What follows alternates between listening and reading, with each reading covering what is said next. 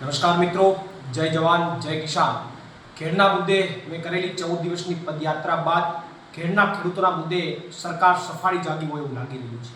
સરકાર છાસવારે ખેડના પ્રશ્નોના મુદ્દે વહીવટી મંજૂરી આપ્યાની જાહેરાતો કરે છે, પણ એમાં સમજવાની વાત એ છે કે જ્યારે ખેડની પદયાત્રા શરૂ થઈ ત્યારે પણ સરકારે ખેડના કામોને લઈને 1400 કરોડની વહીવટી મંજૂરી આપવાની જાહેરાત કરી અને અત્યારે તાજેતરમાં પણ સરકારે ફરીથી જ એ જ વહીવટી મંજૂરીની વાત કરી અને વાહવાહી કરવાનો પ્રયત્ન કર્યો કે ઘેડના ખેડૂતોના મુદ્દે અમે વહીવટી મંજૂરી સરકારે આપી છે. ત્યારે મને એ નથી સમજાતું કે 6 મહિનામાં 2 વાર વહીવટી મંજૂરી કે એક જ વહીવટી મંજૂરીમાં 2 વાર વાહવાહી કરવાનો પ્રયત્ન થયો હોય એવું મને લાગે છે. અને એમાં પણ સરકારે વિશેષમાં એવું કીધું કે અમારા ભાજપના ફલાણા ધારાસભ્ય ઢીકણા ધારાસભ્યોને એમની રજૂઆતો અને એમની મહેનતના કારણે સરકારે આ પગલું ભર્યું છે.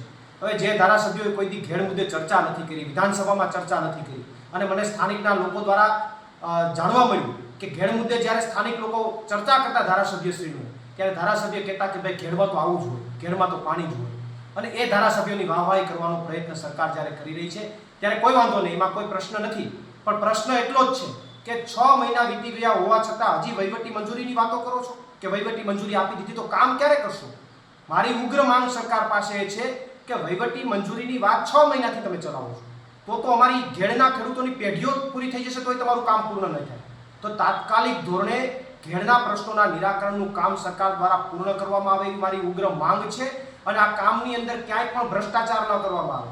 ક્યાંય પણ જો ભ્રષ્ટાચાર થશે તો હું પોતે લાઈવના માધ્યમથી ત્યાં આવીશ અને સરકારને ઉઘાડી પાડીશ. અને મેં જે ભૂતકાળમાં જાહેરાત કરેલી હતી કે હું આખી નદીની અંદર એક યાત્રા કાઢીશ, એ યાત્રાના માધ્યમથી તમારી વચ્ચે જ્યાં કામ થતું હશે ત્યાં ભ્રષ્ટાચાર જો થતો હશે તો એમને ખુલ્લા પાડવાનું કામ કરીશ. એટલે હું સરકારને ઉગ્ર માંગ સાથે મારી રજૂઆત કરું છું કે ઘેડના ખેડૂતો માટે તાત્કાલિક ધોરણે જે કંઈ પણ વાત કરો છો વાહવાહી પછી કરજો, પણ જે કામ તમે જે જાહેરાતો કરી છે એનું તાત્કાલિક ધોરણે કામ થવું જોઈએ. અને નદી પહોળી અને ઊંડી કરવાની વાત છે તો જે કામ શરૂ કરવાની વાત છે એ દરિયા કિનારા બાજુથી શરૂ થાય.